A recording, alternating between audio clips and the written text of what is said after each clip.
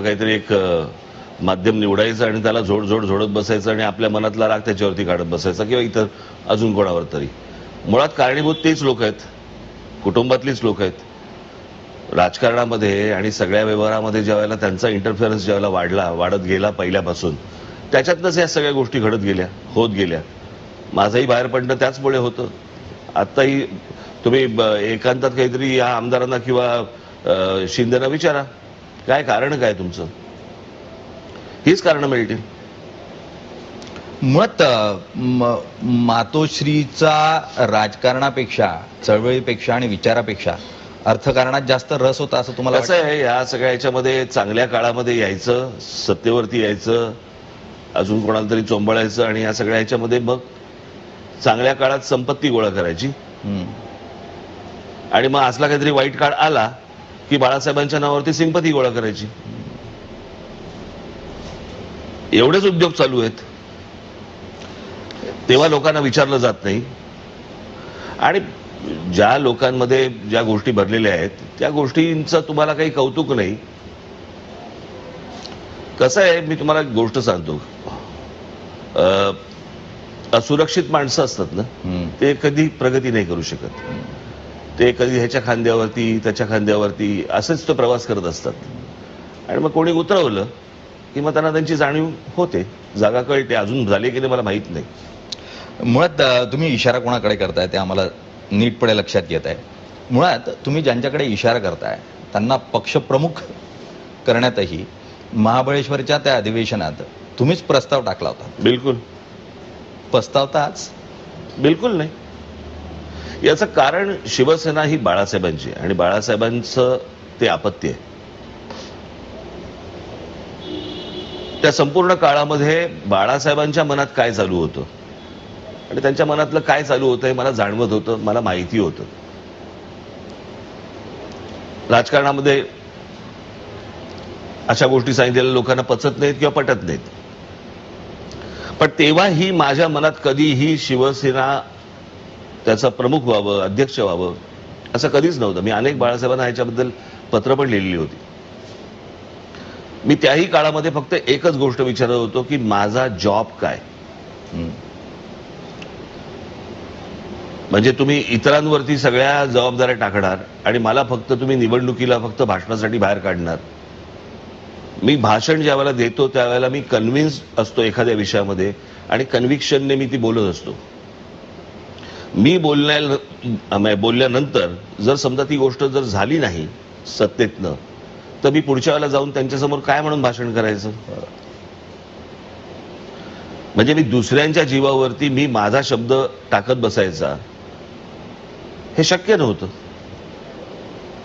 आणि उरला विषय जर समजा ह्याचा तुमचा काय म्हणू आपण त्याला अध्यक्षपदाचा किंवा प्रमुख पदाचा, तो बाळासाहेबांचा निर्णय होता. आणि बाळासाहेबांच्या मनात काय होतं, मी बाळासाहेबांना महाबळेश्वरला सांगितलं, म्हटलं काका मला माहिती आहे तुझ्या मनात काय आहे. आम्ही अरे तुरेमध्ये बोलायचो. म्हटलं तुझ्या मनात काय मला माहिती आहे. उद्धवला म्हटलं तू अध्यक्ष कर. माझी फक्त विनंती एवढीच आहे, जाहीर मी करीत म्हणजे हा विषय बंद होईल. की राज का उद्धव म्हटलं हा विषय बंद होईल, मीच जाहीर करतो. इतर कोणी जाहीर करायची गरजच नाही. जर म्हटलं सगळ्या बातम्या आणि सगळ्या गोष्टी जर समजा माझ्या आणि त्याच्या नावाने येत असतील तर मीच विषय बंद करतो. त्याप्रमाणे तो विषय मी बंद केला. त्याच्यामुळे पस्तावण्याचा काही विषयच येत नाही. पण मुळात म्हणजे बाळासाहेबांचंही पुत्रप्रेम होतच, ते त्या निर्णयातून जाणवत होतं. त्याला तुम्ही हिरवा कंदील दिला. पण देशाचा इतिहास सांगतो की पुत्रप्रेमामुळे राज्य बुडाली, सरकार खालची झाली, सत्ता गेली. याच पुत्रप्रेमामुळे शिवसेना बुडाली, फुटली असं म्हणायचं? अर्थातच ना. दुसरं कोण कारणीभूत आहे मला जरा सांगा. तुमची वागणूक, तुमचं सगळ्या गोष्टी ह्या पैशात मोजायच्या, पैशात तोलायच्या, पक्षाकडे कोणाकडे बघायचं नाही, लक्ष द्यायचं नाही. आणि मग सगळेजण काय सांगतात. आज पण मला तेच म्हणायचं की आता अनेक लोक म्हणतात नाही पण कसं आहे, आता उद्धवकडे आता हे जे सगळं चालू आहे याने सिंपती त्याच्याकडे जाते. मला काही कळलं नाही मला या सगळ्या गोष्टींचं. याच्यात सिंपतीचा काय संबंध येतो? मग असं आपण समजा पकडूया की लोकमान्य टिळकांनी, बाबासाहेब आंबेडकरांनी, आमच्या शाहू महाराजांनी, आमचे ज्योतिराव फुलेंनी समजा एक बँक काढली होती त्यावेळेला, आणि ते गेल्यानंतर जर समजा ती बँक जर समजा डबघाईला आली, तर त्या बँकेत तुम्ही पैसे टाकाल का? की नाही नाही नाही टिळकांनी काढली होती, नाही नाही बाबासाहेबांनी काढली होती म्हणून पैसे टाकाल का? नाही टाकणार ना. प्रश्न असा आहे की तो विचार, ती गोष्ट ही बाळासाहेबांची होती, ती बाळासाहेबांबरोबर गेली. आत्ताच्या शिवसेनेमध्ये तो विचार तरी आहे का? किंवा आताचे जे कोण प्रमुख अध्यक्ष जे कोणी आहेत यांच्या अंगावरती मराठीच्या विषयामध्ये किंवा हिंदुत्वाच्या विषयामध्ये अंगावर एक केस तरी आहे का? मला जरा सांगा. किंवा बाबा एक मोर्चा काढलाय, काही आंदोलनं केली, काही आहे का? किंवा तुम्हाला इतकी वेळा तुम्ही भाषणं ऐकलीत, बाळासाहेबांच्या तोंडातली काही 2-4 वाक्य सोडलीत, बरोबर आहे, त्यांच्यातनं आलेली, याच्या पलीकडे काय हिंदुत्व मांडलं मला जरा सांगा.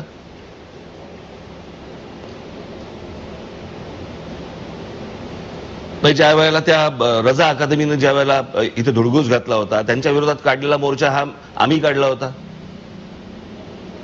ज्या मुसलमानांनी काढला होता तो, त्यांच्या विरोधात आम्ही काढला होता.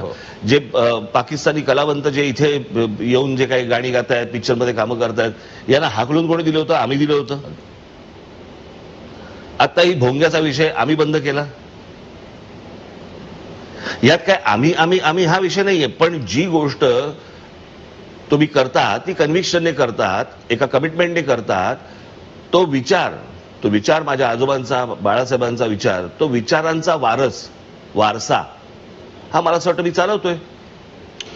या निमित्तानं ज्या स्वरूपाचं राजकारण तयार झालेली आहे, शिवसेना विखुरलेली आहे, मुळात या विखुरलेपणातही काही लोक म्हणतायत की चला या निमित्ताने राजकारणातली कुटुंबशाही संपती आहे. पण या पूर्ण परिस्थितीमध्ये मातोश्रीचा किंवा बाळासाहेबांचा खरा वारसदार मिळेल असं तुम्हाला वाटतं? मी तुम्हाला एक गोष्ट सांगतो की वारसा हा विचारांचा पाहिजे, इन्स्टिट्यूटचा असता कामा नये. महात्मा गांधी किंवा तुमचे त्याच्या अगोदर समजा स्थापना म्हणून लोकमान्य टिळक, नंतर पंडित जवाहरलाल नेहरू, इंदिरा गांधी, आता ह्या सगळ्या गोष्टींचा विचार केला तर राहुल गांधींना पण मतदान व्हायला पाहिजे. ती काँग्रेस आहे का? नाहीये. आणि त्या सगळ्या गोष्टींमुळे राहुल गांधींना मतदान होत नाहीये, हे आपण समजून घेतलं पाहिजे ना. सो वारसा हा नेहमी विचारांचा असतो. एक काहीतरी आपण मी दुकान टाकलंय, दुकानामध्ये माझे काहीतरी कोणाचे तरी आजोबा चालवायचे, धोधो चालायचं. मग आता साधी गोष्ट आपण पकडूया ना की या सगळ्या ह्याच्यामध्ये मी परवा दिवशीच कोणाला तरी एक उदाहरण देत होतो. म्हटलं तुम्ही मार्मिक वाचता का? तर ते बोलले नाही. म्हणजे मला अजूनही आठवते ज्या वेळेला माझ्या बाळासाहेबांनी आणि माझ्या वडिलांनी ज्या वेळेला मार्मिक सुरू केला त्यावेळेला सहसंपादक दपा खांबेटे होते. त्यावेळेला मी जर चुकत नसीन तर त्यावेळेला 60 साली मार्मिकचा खप जवळपास 1 लाख होता. त्यावेळेला सगळ्या मासिकांना, साप्ताहिकांना धुवून काढलं होतं, कारण एक नवीन गोष्ट होती, एक व्यंगचित्र साप्ताहिक वगैरे. महाराष्ट्रात तसं काही नव्हतं. तो मार्मिक तुम्ही आज वाचाल का? आज जो येतोय तो वाचाल का? लोक वाचत नाहीत, लोक घेत नाहीत, बरोबर आहे. लोकांना माहिती नाही मार्मिक चालू आहे. का नाही वाचत? कारण त्या मार्मिक मध्ये बाळासाहेब नाही आहेत, बरोबर की नाही. सामना जेव्हा सुरू केला बाळासाहेबांनी त्यावेळेला सामनाचा खप काय होता? 2-3-4 लाख काहीतरी खप होता त्यावेळेला, खूप खप होता. आज तेवढा खप आहे का सामनाचा? नाही. काही ठराविक लोकांच्या घरी जातो, याच्या पलीकडे खप आहे का? तुम्ही चेक करून बघा, तुम्हाला तुमचं कळेल. ते का नाही वाचत लोक? कारण त्या सामन्यात बाळासाहेब नाही आहेत. मग जी शिवसेना सुरू केली ज्यात बाळासाहेब नाही आहेत, त्या फक्त गोष्टीवरती एका आठवणीने किंवा सिंपतीवरती तुम्ही 30 गोष्ट करत बसायची, काय अर्थ आहे त्या गोष्टीला? बरं, तो वारसा जपणारी माणसं असती तर भाग वेगळा, खरं. पण इथे फक्त संपत्ती आणि सिंपती याचाच खेळ करणारी माणसं आहेत. म्हणून मी त्या दिवशी जे लिहिलं ना, पहिल्या दिवशी हो, मी जे ट्विट केलं होतं ना, अगदी. की स्वतःच्या नशिबाला जो माणूस स्वतःचं कर्तृत्व समजतो ना, त्याचा राह सुरू होतो. ते नशिबाने चालू होतं त्यावेळेला. 2012 पर्यंत बाळासाहेब होते, तोपर्यंत त्या गोष्टी सुरू होत्या. नंतरची निवडणूक बाळासाहेबांच्या नावावरती आली. लोकांनी बाळासाहेब नाही आहेत म्हणून मतदान केलं. पुढची निवडणूक नरेंद्र मोदी पंतप्रधान त्यांच्या नावाने झाली, त्याचा फायदा यांना मिळाला. आता जो घोळ घालून ठेवला या लोकांनी, म्हणजे मला ही गोष्टच नाही समजत की ह्यानी वाटेल तसं वागायचं, वाटेल त्या गोष्टी करायच्या. काहीतरी येऊन सांगायचं की मला कमिटमेंट दिली होती आणि मला सांगितलं होतं 2.5 वर्ष तुमचा मुख्यमंत्री. मला कळलं नाही. एका 4 भिंतीमध्ये तुम्ही सांगता की अमित शहानी मला कमिटमेंट दिली होती. त्यांची जाहीर भाषणं आहेत. पंतप्रधान नरेंद्र मोदींचं जाहीर भाषण आहे, ज्या वेळेला त्या व्यासपीठावरती उद्धव ठाकरे बसलेले आहेत आणि ते सांगतात की या निवडणुकीमध्ये विजय आपल्याला मिळणार आणि महाराष्ट्राचा मुख्यमंत्री देवेंद्र फडणवीस होणार. आहे ना भाषण? आहे. अमित शहाचं भाषण आहे, ज्याच्यामध्ये ते सांगतात की देवेंद्र फडणवीस मुख्यमंत्री होणार. आक्षेप का नाही घेतलात? निवडणुकीचे निकाल लागल्यानंतर तुम्हाला सगळ्या गोष्टींचा साक्षात्कार झाला की आपल्याला कमिटमेंट दिली होती म्हणून. बरं, ते सांगतात दिलेली नाहीये. का देतील?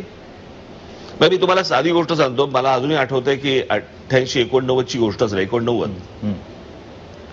आणि त्यावेळेला मातोश्रीला होतं का सेंटर हॉटेलला होती, मला आता तेवढं आठवत नाही मला.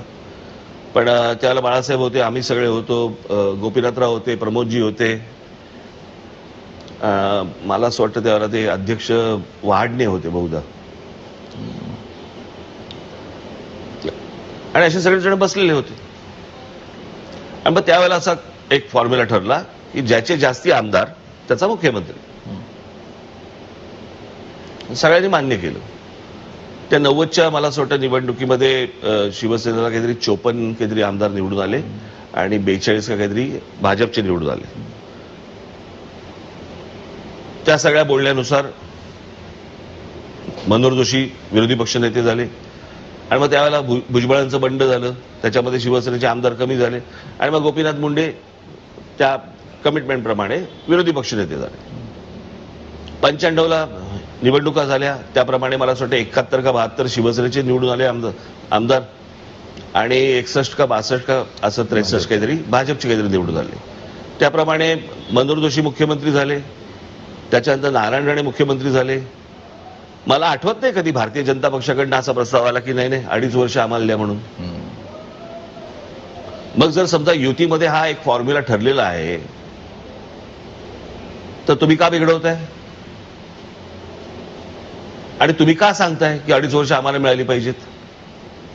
मुळात ज्याचे जास्ती आमदार त्याचा मुख्यमंत्री हे ठरलेलं आहे. ते तोडलं तुम्ही आणि ज्यांच्या विरोधात तुम्ही प्रचार केलात. मला आत्ताची सिच्युएशन बघतो ना, मी ज्या वेळेला ही परिस्थिती बघतो त्यावेळेला मला असं वाटतं ना, चुकीचा कॅरम फुटतो माहितीये. चला कोणाच्या सोंगट्या कोणाच्या भोकात तेच कळत नाही. कोण कुठे आहे. आता मला असं वाटतं लोकांना हे समजत पण नसेल आपण मतदान कोणाला केलं होतं. की मतदान झालं, मतदान झाल्यानंतर निकाल आले, निकाल लागल्यानंतर एके दिवशी पहाटे एक शपथविधी झाला राज्यपालांकडे, देवेंद्र फडणवीस आणि अजित पवार. मग ते फिसकटलं. मग शरद पवार आणि मग उद्धव ठाकरे यांची बैठक झाली, भेट झाली वगैरे वगैरे वगैरे. मग उद्धव ठाकरे, शरद पवार आणि काँग्रेस अशी युती झाली आणि मग त्याचं एक सरकार बसलं. मग त्याच्यातनं काही आमदार फुटले, मग ते भाजपकडे गेले आणि आता भाजपचे झालेत, सत्ता आली आहे, मुख्यमंत्री जे फुडून गेले त्यांचे. काय चाललंय महाराष्ट्रात?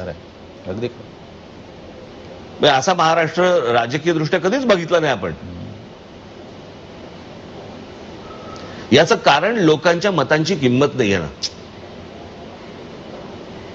आणि त्याच लोकांना भावनेच्या आहारी जाऊन तुम्ही सतत मतदान जे करत बसता की नाही बाळासाहेबांचे होते म्हणून आम्ही मतदान करतो. कुठे आहे बाळासाहेब?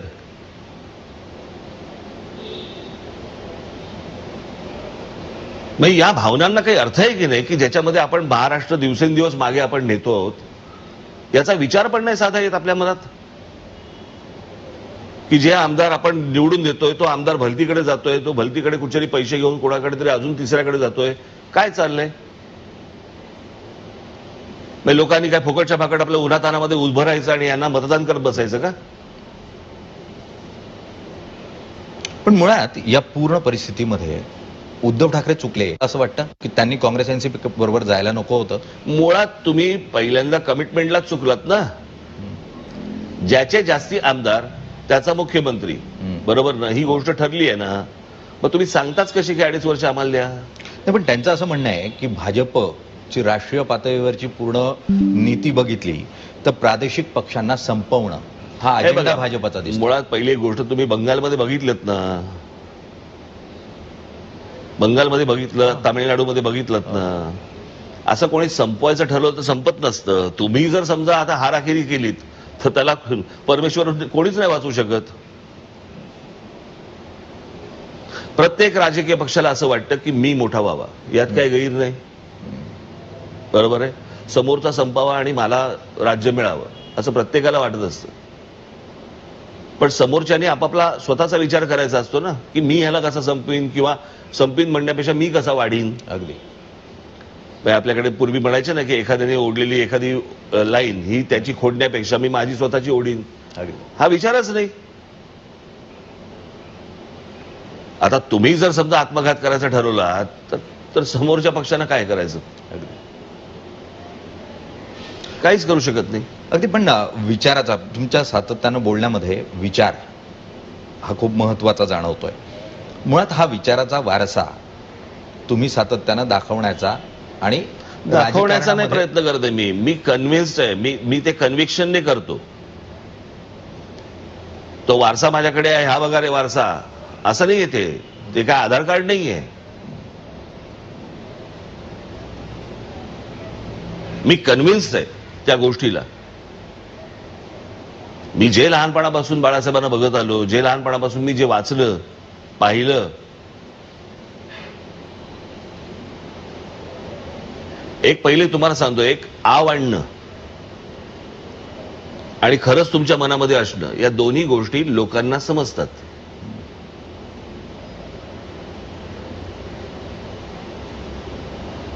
त्याच्यामुळे मी काय आव नाही आणत आहे त्या गोष्टीचा. पण तुमच्याबद्दल सातत्यानं हा प्रचार केला जातो किंवा असं बोललं जातं थेटपणे की हिंदुत्वाचा मधल्या काळामध्ये जो तुम्ही हनुमान चालिसा आणि हा जो प्रकार झाला, भाजपनं ते तुमच्याकडून करवून घेतलं. आणि कसं असतं माहितीये ना, या सगळ्या गोष्टी हल्ली फार सोप्या झाल्यात. की राज ठाकरेंनी पक्ष काढला, कोणतरी मध्यंतरी कोणतरी पोरकटासारखं काहीतरी बोललं की राज ठाकरेंनी पक्ष काढला, तो म्हणे शरद पवारांनी त्यांना सांगितलं म्हणून पक्ष काढला, शरद पवारांनी सांगितलं म्हणून मी पक्ष काढणार. म्हणजे बाळासाहेब असताना स्वतःचा राजकीय पक्ष त्यांच्या समोर काढणं काही सोपी गोष्ट होती का? अगदी. आणि माझा आणि शरद पवारांचा काय संबंध होता तेव्हा? काय आहे आपल्याकडे कुठच्याही गोष्टी ना, नाही बहुधा भाजपचा हात असावा, बहुधा पवारांचा हात असावा, हे सगळे हात चिकटवायचे, त्यांचीच माणसं चिकटवतात आणि एक स्वतःचं महत्व वाढवून घेतात. प्रश्न असा आहे की भारतीय जनता पक्षाने जर समजा हे सगळी गोष्ट भारतीय जनता पक्षाने का नाही केलं?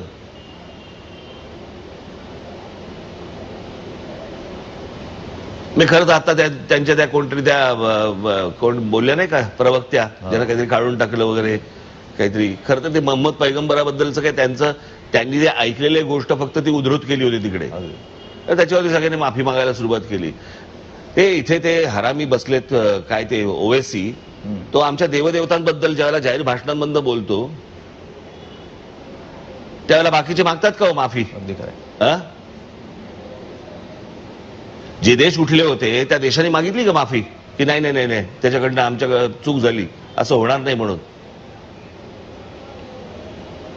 तो आमच्या हिंदू देवदेवतांबद्दल वाटेल ते बोललाय तो माणूस. मी दाखवीन काहीतरी ती गोष्ट.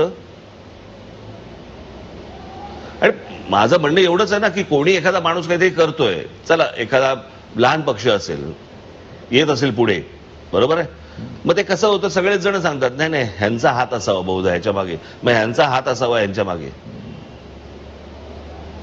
पण मुळात तुम्ही हिंदू देवदेवतांचा मुद्दा उपस्थित केला आणि अत्यंत गंभीर आहे खरोखर. अशा स्वरूपात कारण हिंदू देवदेवतांची चिकित्सा होऊ शकते, त्यांच्यावर टीका होऊ शकते, मात्र इतर कोणत्याही धर्माच्या देवतेवर जर चिकित्सात्मक असं कोणतंही वक्तव्य झालं तर प्रक्षोभ उठतो, लाखो लोक रस्त्यावर येतात. मुळात हिंदूंमध्ये ती प्रतिक्रिया ही अनेकदा येताना दिसत नाही. गळे चिरले जातात. याचं कारण असं आहे, कारण हिंदू हा फक्त हिंदू मुसलमान दंगलीमध्ये हिंदू असतो. तो 15 ऑगस्ट 26 जानेवारीला तो भारतीय होतो. चीनने आक्रमण केलं की त्याला कळतच नाही की आपण कोण आहोत, आपण प्रतिक्रिया काय म्हणून व्यक्त करायची, आपण हिंदू म्हणून प्रतिक्रिया व्यक्त करायची की भारतीय म्हणून प्रतिक्रिया व्यक्त करायची की काय करायची. आणि जर समजा जास्तीत जास्त बहिष्कार टाकायचा प्रयत्न केला आणि खालची जर चायनीजची गाडी बंद झाली तर करायचं काय, अशा तो कम्प्लीट असा कन्फ्युजन मध्ये असतो.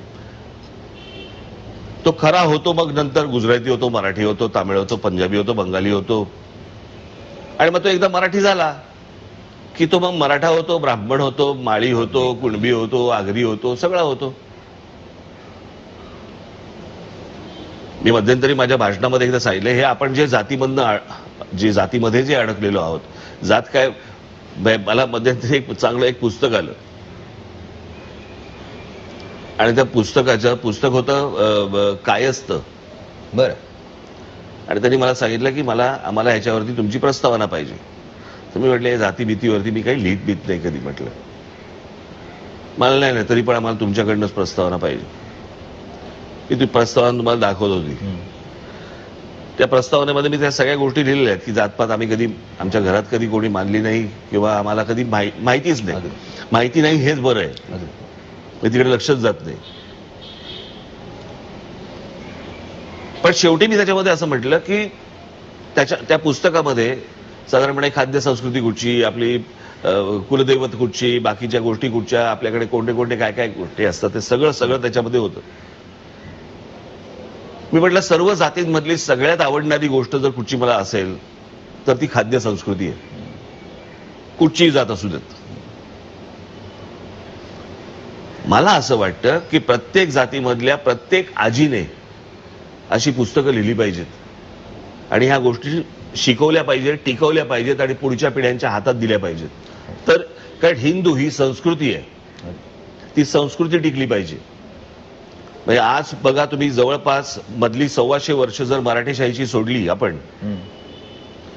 तर खिलजी आल्यापासून किंवा गजनीचा मोहम्मद आल्यापासून ते साधारणपणे 1947 सालापर्यंत आपण पारतंत्र्यामध्ये होतो, बरोबर की नाही. पण आपल्या संस्कृतीत काही फरक पडला का. आपल्या महिला असतील तरी कुंकू लावणं, मंगळसूत्र घालणं, काही आपले सण साजरे करणं, साड्या घालणं, वेगवेगळ्या प्रकारचे पोशाख असतात आपल्याकडे राज्यामध्ये, हे आपण विसरलो का, घालवले का, नाही गेले. याचं कारण ही संस्कृती आहे.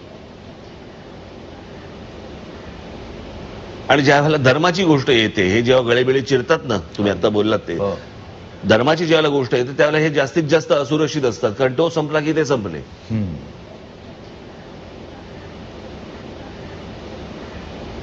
आणि ह्या सगळ्या गोष्टीला मला असं वाटतं आपण सगळ्यांनी नीट याचं निरीक्षण करणं गरजेचं आहे की आपण कोण आहोत, कुठे आहोत, काय चाललंय आजूबाजूला, हे पाहणं गरजेचं आहे. आणि त्याच्यामध्ये हे सगळे राजकीय गोंधळ सुरू आहेत. पाहायला कुठे, म्हणजे आता ते त्या दह्या बियावरती, दुधावरती जीएसटी लावलाय ना, माझं असं म्हणणं व्हॉट्सअपवरती लावला पाहिजे जीएसटी. खरंय. फालतू ज्याला स्वतःला कोणाला वाटेल तो आपला टाकतो. कसं आहे, हल्ली सगळ्या पत्रकारितेमध्ये पण हीच गोष्ट झालेली आहे. अनेक स्तंभ लेखक अनेक वेगवेगळ्या पक्षाचे झालेले आहेत. म्हणजे स्वतंत्र पत्रकार असे खूप कमी उरलेले आहेत. अगदी सगळेजण हा या पक्षाचा विचाराचा, तो त्या पक्षाच्या विचाराचा, हा या पक्षाचा, आणि मग ते काही लिहून देतात, ते व्हॉट्सअपवरती टाकतात. आणि आमचे आहेतच सगळे. तो मराठी विचार होता, दे धक्का, त्याचे धक्का पुढच्याकडे, हे धक्का पुढच्याकडे, फॉरवर्ड करत बसायचं. सर, आपण हिंदुत्वाबद्दल बोलतोय. हिंदुत्व आणि हिंदुत्ववाद हा मुळात चर्चेचा विषय आहे. आणि मग आपण हिंदुत्ववाद स्वीकारायचा का हिंदुत्व टिकवण्यासाठी. मला कळलं नाही. मला हे हिंदुत्व आणि हिंदुत्ववाद, माझ्या मते आपण हिंदू आहोत. या सगळ्या त्याच्या फोडी झाल्या. हिंदुत्ववाद, आपल्याकडे काय वादांची काही कमतरता नाहीये, परंतु हे यापेक्षा आपण स्वतःला एक हिंदू म्हणणं गरजेचं आहे.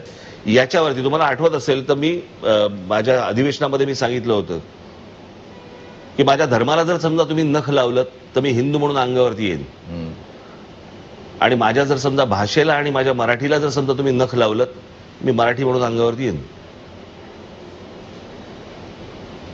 आपण मराठी आहोत, आपण हिंदू आहोत. मला असं वाटतं ही गोष्ट टिकवणं गरजेचं आहे. आपला सांस्कृतिक वारसा टिकवणं गरजेचं आहे.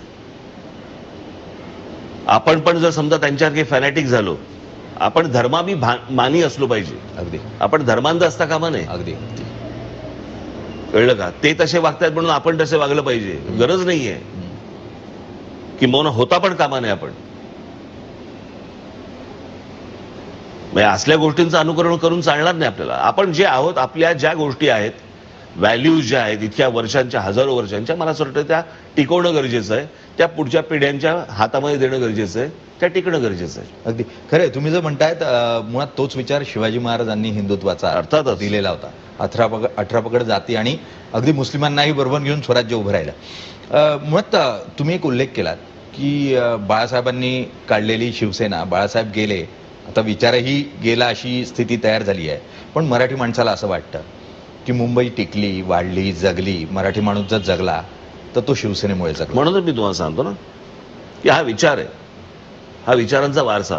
मला एक साधी गोष्ट सांगा. मराठी आता या दुकानावरच्या पाट्या, महाराष्ट्र नवनिर्माण सेनेने ज्यावेळेला आंदोलन केलं, त्यांना ज्यावेळेला एक वेळ दिली, आज 10 दिवस उरलेत, 9 दिवस उरलेत, 8 दिवस उरलेत, ज्यावेळेला सगळीकडे लागलं त्यावेळेला धनाधन सगळीकडे मराठी पाट्या सुरू झाल्या. सगळ्या शहरांमध्ये, सगळ्या ठिकाणी मराठी पाट्या केल्याच्या आंदोलन हे कोणी केलं? आम्ही केलं. तुम्ही जे मोबाईल फोनवरती जे मराठी ऐकता, बरोबर आहे की तुमचा कॉल काय वेटिंग वरती आहे किंवा काय, जे मराठीमध्ये ऐकता, जे मराठीमध्ये नव्हतं, जे फक्त हिंदी आणि इंग्लिशमध्ये होतं, बरोबर की नाही? ज्या वेळेला या सगळ्या लोकांची ज्यावेळेला कान पेळले, त्याच्यानंतर या सगळ्या गोष्टींच्या मराठीत सुरू झाल्या. हे आम्ही केलं, बरोबर ना? हो. आज त्या रेल्वे आंदोलनामध्ये आज हजारो मराठी मुलांना नोकऱ्या लागल्या. त्याच्यामुळे विचार हा जिवंत आहे की नाही आहे ही गोष्ट पाहणं गरजेचं आहे. तो विचार कोणाकडे आहे? आता साधी गोष्ट, जो शिवछत्रपतींनी जो विचार दिला, बरोबर ना, हिंदवी स्वराज्याचा जो विचार दिला, अगदी तो विचार घेऊन पुढे मराठेशाहीमध्ये पेशव्यांनी, बाळाजी असतील, विश्वनाथ असतील, पहिले बाजीराव असतील, यांनी थेट आटोकपर्यंत आपला अटकेपार नेला ना, झेंडा आटोक किल्ल्यावरती लावला ना, भगवी पताका लागली ना. तो विचार कोण नेतोय की आपल्याच कुटुंबातला नेतोय महत्वाचं ते नाहीये ना. विचार कोण पुढे नेतोय, विचार टिकतोय की नाही ही गोष्ट सगळ्यात महत्वाची आहे. विचार कोण जिवंत ठेवतोय आणि तो पुढे नेतोय, मला असं वाटतं लोकांनी ही गोष्ट पाहणं गरजेचं आहे. ज्या वेळेला मराठीशाहीने, पेशव्यांनी ज्या वेळेला शिवछत्रपतींचा विचार ज्या वेळेला पुढे नेला, तेव्हा लोक असं नाही बोलले कोण तुम्ही कोण नेणार आहे पुढे, असं नाहीये. तो विचार आहे. बाळासाहेबांनी दिलेला हाच विचार काँग्रेस एनसीपी बरोबर गेल्याने मोडीत निघाला. दिसतोच आहे ना तुम्हाला, दिसलाच ना. अनेक धोरणं बघितली जर त्यांची त्यावेळेची सरकारमधली, तर काय होती धोरणं? मला एका होर्डिंग वरती तर कमाल झाली. म्हणजे बाळासाहेबांचा शिवसेना प्रमुख हिंदू हृदय सम्राट गेलंच होतं ते, बरोबर आहे, ह्यांनी काढून टाकलं सगळ्या होर्डिंगवरचं, कारण काँग्रेस एनसीपी बरोबर आहे म्हणून हिंदू हृदय सम्राट बाळासाहेबांच्या समोरचं काढून टाकलं. आणि एका होर्डिंगवरती, उर्दू मधल्या एका होर्डिंगवरती बाळासाहेबांच्या अगोदर काय लागलं? जनाब.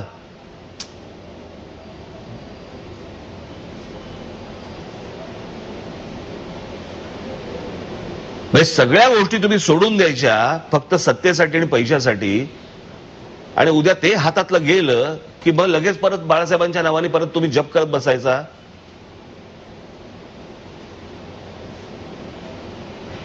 मराठी माणसाने फक्त एवढंच बघत बसायचं का?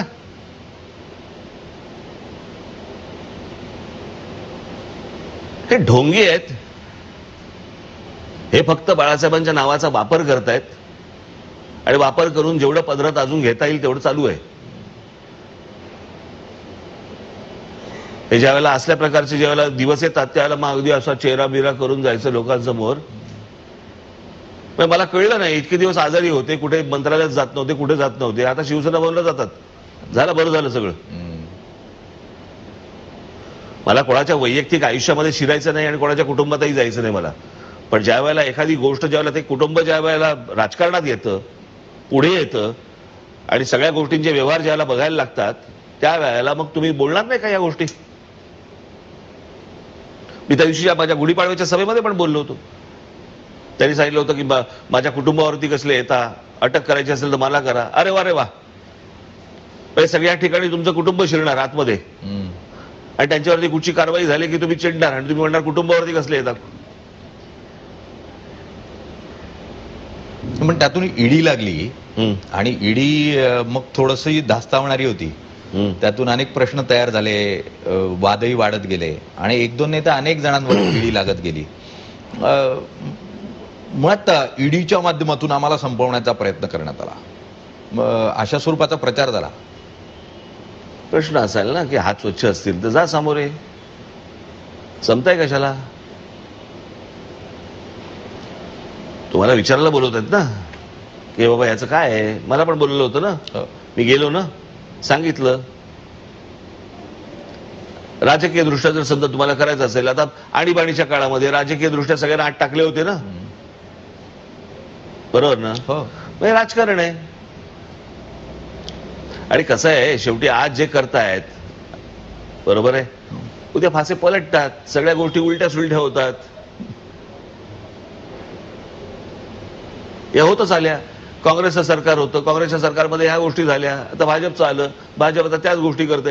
म्हणून मी मागे एकदा म्हटलं होतं माझ्या भाषणामध्ये की आपण करत असलेले एखादं धोरण, अगदी तो आपण एक पायंडा पाडतो, अगदी, आणि तो पायंडा जर समजा चुकीचा पायंडा पाडला आपण, तर पुढचे येणारे हे त्याच्यापेक्षा दुपटीने ती गोष्ट करायला लागतात. त्याच्यामुळे आपण पाऊल टाकताना जपून पाऊल टाकलं पाहिजे, विचार केला पाहिजे या गोष्टींचा की हे उद्या उलटून आपल्या अंगावर नाही येणार. पण ते ईडी बाबतीत तुमच्यावर आक्षेप आणि टीका ही उघडपणे अशी होते की ईडी लागल्यापासून तुम्ही थोडं भाजप प्रणित अशा वक्तव्यांकडे वळालात म्हणून. काय संबंध त्याचा? मी त्या दिवशी माझ्या ठाण्याच्या सभेत बोललो ना, ज्यावेळेला टीका करायची त्याला टीका करणार. पण जर समजा तिकडे काश्मीरमध्ये 370 कलम जर रद्द झालं तर त्याचं अभिनंदन नाही करायचं? तुम्ही काय म्हणणार, ते मी तिकडे गेलो? म्हणजे कसं आहे माहितीये ना, पवारांशी जरा दोन शब्द बोललो की लगेच अच्छा पवारांबरोबर युती होते का, यांच्याबरोबर काहीतरी बोललो की लगेच अच्छा भाजप बरोबर काहीच करताय का.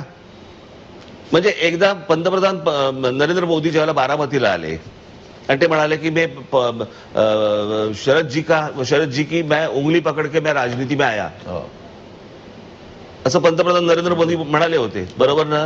मग काय लगेच मोदी आणि पवारांची युती झाली. तुम्हाला काय ना, तुम्हाला रोज 24 तास जे चालवायचं असतं ना, कळलं का? सतत जे काय कोळसा टाकायला लागतो ना, जो मिळेल तो टाका. आणि ह्याच्या बंद काही दुसरं काय, दिवसभर रोज बातम्या तुमच्यासाठी कोण बनवणार? मग ते मध्यंतरी ते काय आलं, अमित ठाकरेंना मंत्री करणार. एक कोणतरी रिकाम टेकडा बसलेला असेल कुठेतरी, आता काय करूया, आता काय आज काय काम नाहीये, मग टाका बातमी. कशाचा कशाला काही संबंध नाही. आता काय तुमच्याकडनं काय मिळत नाही ना, मग आम्हीच बातमी टाकतो, आता उत्तर तुम्ही द्या. हे उलटे उद्योग सुरू झाले. मुळात या परिस्थितीमध्ये म्हणजे अमित ठाकरेंबद्दलचा विषय निघाला म्हणून एक चर्चा होती सध्याच्या परिस्थितीमध्ये की मनसेमध्ये हे 40 आमदार जे आहेत ते विलीन करून घेण्याचा प्रयत्न केला जाईल, जेणेकरून कायदेशीर पातळीवर हे आमदार गट म्हणून स्थापित होतील, ते पक्षात विलीन होतील. प्रस्ताव आला तर या 40 आमदारांना स्वीकारा. हे बघा, शेवटी हे माझ्याबरोबर जुने काम केलेले लोक आहेत, माझे सहकारी आहेत ते पूर्वीचे. हा झाला सगळा टेक्निकल भाग. तुम्ही जसं बोलताय तशा बातम्या मीही ऐकल्या, कळलं का? हे वर्तमानपत्रामध्ये लिहून आलं वगैरे वगैरे, हे टेक्निकल मला काही माहिती नाहीये. पण उद्या समजा त्यांच्याकडनं अशा प्रकारची काही गोष्ट आली तर नक्की विचार करीन. असं नाही वाटत की यामुळे तुमचा कार्यकर्ता जो आहे त्याला दुजाभाव दिला जाईल? अजिबात नाही, अजिबात नाही. मी माझ्यासाठी सर्वप्रथम माझा महाराष्ट्र सैनिक आहे, बाकीचे नंतर. सर, या पूर्ण परिस्थितीमध्ये बंड झालं, एकनाथ शिंदे 40 आमदारांना घेऊन बाहेर पडले, अभूतपूर्व असं बंड आहे. पण हे काही पहिल्यांदा झालं नाही शिवसेनेत. भुजबळांनी केलं, राणेंनी केलं, मग अगदी राज ठाकरेंनीही केलं. राज ठाकरेंच्या म्हणजे माझं बंड नव्हतं, मी बाळासाहेबांना सांगून निघालो होतो आणि मी दुसऱ्या कुठच्या पक्षात नाही गेलो. राजकीय कुठच्या तरी सत्तेच्या स्वार्थासाठी मी कुठच्या दुसऱ्या पक्षात नाही गेलो. मी स्वतःचा पक्ष बाळासाहेबांना सांगून भेटून मी बाहेर पडून तो स्थापन केलेला आहे. त्याच्यामुळे त्या बंडाबरोबर माझ्या तुम्ही बरोबरी करू नका. हा, पुढे बोला. तुम्ही ज्या वेळेला बाहेर पडलात त्यावेळेला तुमच्याबरोबर एक आमदार होता आणि शिंदे 40 आमदार घेऊन पडले. मुळात त्यामुळे एक तुलना व्हायला माझ्या बरोबर बाळा नांदगावकर जे आले, कळलं का, ते शिवसेनेचेच आमदार होते. हा, हो हो. निवडणूक लागेपर्यंत बाळा नांदगावकर कधीही महाराष्ट्र नवनिर्माण सेनेच्या व्यासपीठावरती नव्हते, ते माझ्या बरोबर होते. पण शिवसेनेकडनं आलेला जो व्हीप असायचा तो व्हीप बाळा नांदगावकर पाळायचे. परत मी तुम्हाला सांगतोय की ते आणि हे वेगळं आहे. सर, मान्य करूयात की ही तुलना होऊ शकत नाही. एकनाथ शिंदेची आणि राज ठाकरेंची तुलना होऊ शकत नाही. मुळात राज ठाकरेंबद्दल मधल्या काळातल्या, म्हणजे तुम्ही 2006 नंतर पक्ष स्थापन झाल्यानंतरच्या अनेक टप्प्यांवर यश, अपयश, उतार चढाव हे राजकारणामध्ये तुम्ही जवळून बघितले आणि त्या अनुषंगानं मग टीकाही होत गेली, स्तुतीही झाली. तुमच्याबद्दलची एक टीका सातत्यानं होत राहिली की राज ठाकरे कार्यक्रम हातात घेतात, अर्धवट सोडतात, युटर्न घेतात. का म्हणून असं होतं? याचं कारण तो माझ्या विरोधकांचा तो प्रचार आहे. मला एक गोष्ट दाखवायची की जी गोष्ट मी अर्धवट सोडली. अर्धवट. मुळात पहिल्यांदा आंदोलनं केली आम्ही. जे माझ्यावरती टीका करतायत, कळलं का, पाकिटमार जे काही त्यांचे जे काही पत्रकार असतात जवळचे, यांच्या मार्फत स्तंभलेखन वगैरे करून वगैरे वगैरे की अर्धवट सोडतात, अर्धवट सोडतात, या सगळ्या याच्यामध्ये ते राजकीय पक्ष काय करत होते हो? ज्यांच्या जाहीरनाम्यामध्ये सांगितलंय की आम्ही टोलमुक्त महाराष्ट्र करू म्हणून, शिवसेना भारतीय जनता पक्षाच्या जाहीरनाम्यात आहे ना, टोलमुक्त महाराष्ट्र करू. बरं, राज ठाकरेंनी ज्यावेळेला टोलचं आंदोलन ज्यावेळेला केलं आणि महाराष्ट्रामधले जवळपास 65 ते 66 का 67 टोल नाके बंद केले, त्याचं श्रेय देणार नाही तुम्ही? आणि हे जे सगळे इथे मुंबई आणि ह्या सगळ्या ठिकाणी जे टोल सुरू आहेत, हे टोल बंद करण्याचं काम त्यांचं होतं ना सत्तेत आल्यावरती. त्यांना एक प्रश्न विचारणार नाही तुम्ही? प्रश्न विचारायला त्यांनी प्रेस कॉन्फरन्सच घेतली नाही, मुलाखत पण दिली. एक्झॅक्टली. सो ते उत्तर देणार नाहीत, ते आंदोलन करणार नाहीत. माझं एक तुम्ही आंदोलन दाखवा मला की जे अर्धवट सोडून दिलं मी. म्हणजे ज्या गोष्टी पूर्णत्वास नेल्या, आता हे तुम्ही भोंग्याचं आंदोलन घ्या. पोलिसांकडनं रिपोर्ट आला, जवळपास 92 ते 93% लाऊडस्पीकर बंद झाले, अजान बंद झाल्या ना, अजान बंद झाले. आजपर्यंत फक्त लाऊडस्पीकर काढा काढा काढा काढा एवढंच सांगत होते ना. साखर झोपेतली ज्यांना साखर झोपेतली आजान तरी बंद झाल्या ना, आणि बाकीच्या सगळ्या कमी झाल्या ना. डेसिबल. प्रश्न असा आहे या सगळ्या याच्यामध्ये, हे करणार काही नाहीत लोक, पण जो करतोय ना त्याला बदनाम कसा करायचा, त्याला यश मिळता कामा नये. सर, आणि मग त्याला कसं आहे, त्याला यश मिळालं की मग सांगायला मोकळे आमचाच हात होता. पण तुम्हाला यश मिळालं, वेगवेगळ्या टप्प्यावर यश मिळालं, मग ते आमदारांच्या रूपाने पण मिळालं, ते नगरसेवकांच्या रूपाने पण मिळालं. 13 आमदार निवडून आले, त्यातले 12 गेले, एकच आज उरला. मुंबई महानगरपालिकेमध्ये 7 नगरसेवक निवडून आले, 6 शिवसेना घेऊन पळाली. असं का होतं तुमच्याबरोबर? माझ्या बाबतीत नाही, सगळ्यांच्या बाबतीत होतं. एकदा तर पवार साहेबांनी सांगितलं होतं, त्यांचे काहीतरी 52 का 54 काहीतरी आमदार निवडून आले होते आणि काहीतरी परदेशी गेले, परदेशातनं आले तोपर्यंत 52 निघून गेले होते. तुम्ही एक गोष्ट लक्षात घ्या की ह्या सगळ्या गोष्टींचा ना तुम्ही बाकीच्यांचा इतिहास विसरताय किंवा टाळताय. या सगळ्या ह्याच्यामध्ये प्रत्येक पक्ष ज्या वेळेला पुढे येत असतो ना, मोठा होत असतो ना, त्यावेळेला हे धक्के फटके चटके सगळ्या गोष्टी खायला लागतात, ज्यावेळेला तुम्ही स्वतः तयार करता त्यावेळेला. बरोबर आहे. हीच गोष्ट बाळासाहेबांच्या पण आयुष्यामध्ये आली, पवार साहेबांच्या आली, प्रत्येकाच्या आली. म्हणजे इंदिराजींना तर एक कोणी जगजीवनराम नाही, ते काय त्यांचं नाव होतं, फेटा असं कापड बांधायचे बघा, राजनारायणांनी पाडलं होतं. अटलजी, अडवाणीजी, बरोबर आहे, हेही त्यावेळेला पडले होते 84ला.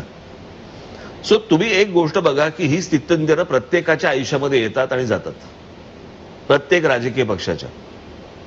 म्हणजे तुम्ही आजचा भारतीय जनता पक्ष बघताय ना, हो बरोबर ना, पण त्याचा जन्म 52 साली झालाय, जनसंघ.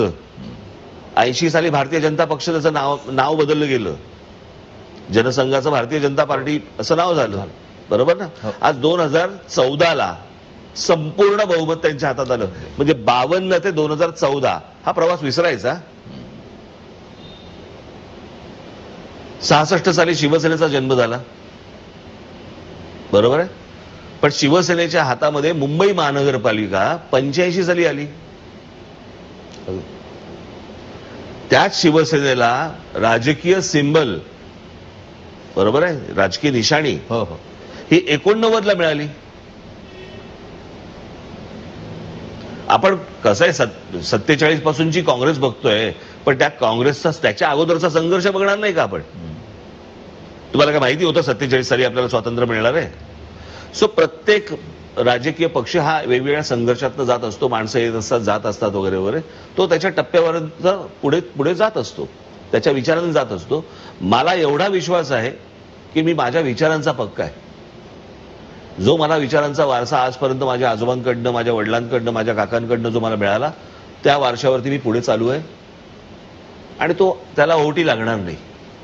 सर, विचार हा अत्यंत महत्वाचा आहे राजकारणातला, आणि विचारातून चळवळ उभी राहते. पण ना राजकारणात विचार राहिला आहे, ना चळवळ राहिली आहे. आणि आता राजकारण बघितलं की फक्त अर्थकारण इतक्यापुरतंच राजकारण पाहायला मिळतं. मग त्यातून आमदार फुटतात. कसं बघता येईल? माझेही त्याच्यातनंच गेले, सत्ता आणि पैसा याच्यातनंच गेले प्रत्येकाचे. भुजबळ पण जे गेले ते सत्तेसाठीच गेले. मुळात हे जे परिवर्तन होत आहे राजकारणात, मला असं वाटतं की लोकांनी या लोकांना शासन केलं पाहिजे. निवडणुकीच्या वेळेला मतपेटीमधनं ज्या वेळेला ह्यांना धक्के बसतील त्यावेळेला हे वटणीवरती येतील. तोपर्यंत वटणीवरती येणार नाहीत. हे जनतेला गृहीत धरतात, सत्तेवरती आल्यावरती वाटेल तसे वागतात, आणि त्याच्यामुळे पुढच्या वेळेला जेव्हा निवडणुकीला उभे राहतात त्यावेळेला कुठच्या ना कुठच्या भावनेतनं लोक मतदान करतात, हे पुन्हा निवडून येतात, आणि आपण केलेल्या ज्या चुका आहेत त्या त्यांना बरोबर वाटायला लागतात. आणि ह्या गोष्टी होत असल्यामुळे जी जनता जनार्दन आहे ती शासन करत नाही. कोणाला शासन करते? ज्यांनी कामं केली. आम्ही नाशिकमध्ये कामं केली, आम्हाला शासन केलं. तुम्ही किती म्हणा मतभेद असू देत, परंतु अजित पवार यांनी पिंपरी चिंचवडमध्ये काम केलं. अजित पवारांची सत्ता गेली तिथनं. म्हणजे जो काम करतो त्याला शिक्षा देणार, आणि जे काम करत नाहीत, जे सतत तुमच्याशी प्रतारणा करणार, त्यांना तुम्ही मतदान करणार आणि निवडून आणणार.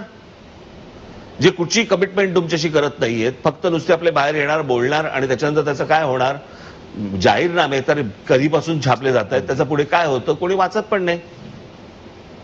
जोपर्यंत राजकारण हा आपण एक काहीतरी खेळ, गंमत असं म्हणून जोपर्यंत आपण ती गोष्ट सोडून देत नाही आणि गांभीर्याने जेव्हा घेणार, तुमच्या घरातलं येणारं सकाळचं पाणी आहे ना, ते नगरसेवक आणि हे ठरवतात.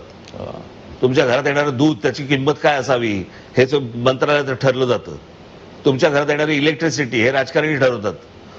तुमची सकाळ जी आहे ना, तुमचा दिवस हा अख्खा या सगळ्या राजकारणाशी निगडीत आहे. आणि त्याचं गांभीर्य नाही आपल्याला की तिकडे कोण बसले पाहिजेत, आपण कोणाला निवडून दिलं पाहिजे. मला असं वाटतं ह्या सगळ्या गोष्टींचं उत्तर लोकांकडे, जनतेकडे, की जे काम करतात त्यांना शिक्षा करू नका, त्यांना मतदान करून बघा, फरक पडेल तो तुमच्याच आयुष्यात. सर, तुम्ही मतदाराबद्दल बोलतायत. ज्या ज्यावेळी म्हणजे राज ठाकरे उत्तम वक्ते आहेत आणि महाराष्ट्रात राज ठाकरेंची सभा म्हटली की मग लाखोनं जनसमुदाय एकत्र येतो, आणि प्रश्न हाच उपस्थित होतो की हा लाख मतदार मतपेटीत का परिवर्तित? 13 आमदार कशातनं आले होते? सोरठमधनं. फेज असतात. 2014ला मोदींची लाट सुरू झाली, पुढे येईल आमची. मुळात या लाटेमध्ये जर भाजपनं तुम्हाला युतीचा प्रस्ताव दिला तर तुम्ही भाजपबरोबर युती करा? नाही, आत्ता मला ह्या गोष्टींचं काही उत्तरच देता येणार नाहीत. ह्या जर तर मधल्या गोष्टी आहेत आणि मला असं वाटतं मी माझा पक्ष, आम्ही पक्षातर्फे निवडणूक कशी लढवायची याच्यानेच पुढे जाणार. तुम्ही युतीचा विचार करून कोणी युतीचा विचार करून जर समजा पक्ष बांधायला घेतलात ना, तो बांधलाच जाणार नाही. हे आयत्या वेळी त्या वेळेला येणाऱ्या गोष्टी आहेत त्या, त्या वेळेला बघू आपण. आता त्याच्यात जर मध्ये जाण्यात काय अर्थ आहे त्याला? नाही, जर तर मध्ये नकोच जाऊयात. पण आणखी एक प्रश्न याच निमित्तानं की भाजपशी युती होईल नाही होईल हा भविष्यातला प्रश्न असेल. पण साधारण 2014 आणि 17च्या टप्प्यात तुम्ही उद्धव ठाकरेंना टाळी देण्याचा प्रयत्न किंवा त्यांनी तुम्हाला टाळी देण्याचा प्रयत्न केला होता. कधी? 2014 आणि 17 अशा 2 टप्प्यांमध्ये सेनेबरोबर परत मनसेनं युती करावी किंवा अशा. मी तुम्हाला सांगू का, तो माणूस बोलतो वेगळं आणि करतो वेगळं. ते विश्वास ठेवण्यासारखं नाहीये काही. म्हणजे प्रश्न असा आहे, मला त्या सगळ्या बाकीच्या लोकांचं मला वाईट वाटतं, परंतु हा माणूस विश्वास ठेवण्यासारखा नाहीये. विश्वासानं जवळ आले. कारण असं समजूयात की बाळासाहेबांनी तुम्हाला फोन केला होता, दादू इस्पितळात आहे आणि तुम्ही धावत. बरोबर आहे, तो भावनेचा विषय आहे आणि तो विषय काय म्हणू आपण, आजारपणाचा विषय आहे वगैरे, ते ठीक आहे. परंतु मला माहिती आहे, तो अख्ख्या देशाला आणि महाराष्ट्राला माहित नाही इतका जवळून मला माहिती आहे. पण तुम्ही भावनिक आहात आणि अशा परिस्थितीमध्ये मराठी माणूस पण किंवा शिवसेनेचा मतदार पण. मराठी माणूस जे करताय ना, तर मला असं वाटतं की काँग्रेस, एनसीपी, भारतीय जनता पक्ष यांना कानेडी, तामिळ असे कोणी लोक मतदान नाही करत आहेत महाराष्ट्रात. मराठीच लोक मतदान करतायत. हे जे मराठी जे करताय तुम्ही, ती मराठी म्हटलं की शिवसेनेला मतदान. शिवसेनेला कुठचं मतदान? तुम्ही पहिलं डोक्यातनं काढून टाका. हे महाराष्ट्रात जी लोक मतदान करतात ती मराठीच आहे सगळी. चला आता मान्य करूयात की महाराष्ट्रातल्या प्रत्येक नागरिकाला वाटतं की मातोश्री संकटात आहे आणि मातोश्री संकटात असताना, ठाकरे संकटात असताना ठाकरे जाणार की नाही जाणार? प्रश्न असा आहे ना, मी परत तुम्हाला सांगितलं, आपण जिथून सुरुवात केली आपण परत तिकडेच येतोय. ती एक वास्तू आहे, कळलं का? आणि एक संघटना आहे. वास्तूवर काही प्रॉब्लेम नाहीये, ती तिकडेच आहे. विषय संघटनेचा.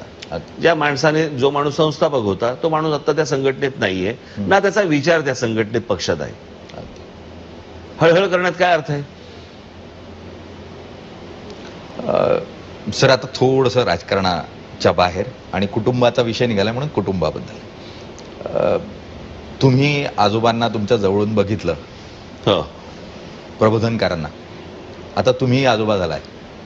मुळात पुढच्या पिढीकडे कसं बघताय सध्याच्या राजकीय पार्श्वभूमीवर? तो खूप लहान आहे, तो अगदीच लहान आहे. पण तुमची पुढची पिढी तयार आहे आता राजकारणात यायला? नाही, मला नक्की वाटतं की महाराष्ट्र, मराठी भाषा, आपला धर्म, आपला देश या गोष्टींकडे त्यांनी अत्यंत गांभीर्याने पाहणं गरजेचं आहे.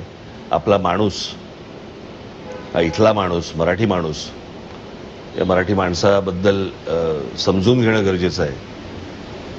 त्याची भावना समजून घेणं गरजेचं आहे आणि तो विचारांचा वारसा मला असं वाटतं त्यांनी त्या सर्वांनी जपणं गरजेचं आहे. अगदी विचार अत्यंत महत्वाचा आहे. अगदी सुरुवातीपासून शेवटपर्यंत मूळ मुद्दा जो मुलाखतीत येतोय तो म्हणजे विचार. आणि विचार सुटला की मग काय गत होते ती सध्या राजकीय परिस्थितीमध्ये आपल्याला पाहायला मिळते. मुळात या विचाराला यश मिळेल आणि तुम्ही या विचारानं मुळात नवनिर्माण सेनेची जी स्थापना केली होती ती नवनिर्माण सेना जर उद्या सत्तेत आली, मुंबई महानगरपालिका आम्ही मतदारांनी जर ठरवलं की तुम्हाला सत्ता द्यायची, तर तुम्ही वेगळं असं काय कराल मुंबईसाठी? मी तुम्हाला पहिली गोष्ट सांगतो, एका वाक्यात सांगतो, जे तुम्ही पाहिलं नाही ते मी मुंबईत करून दाखवू. आणि ती गोष्ट काय काय असेल हे मला असं वाटतं माझ्या जाहीरनाम्यात येईल. सर, तुम्ही मोकळेपणानं, खुल्या दिलानं प्रश्नांची उत्तरं दिली त्यासाठी खूप खूप धन्यवाद आणि झी 24 तास कडून तुम्हाला खूप खूप शुभेच्छा. खूप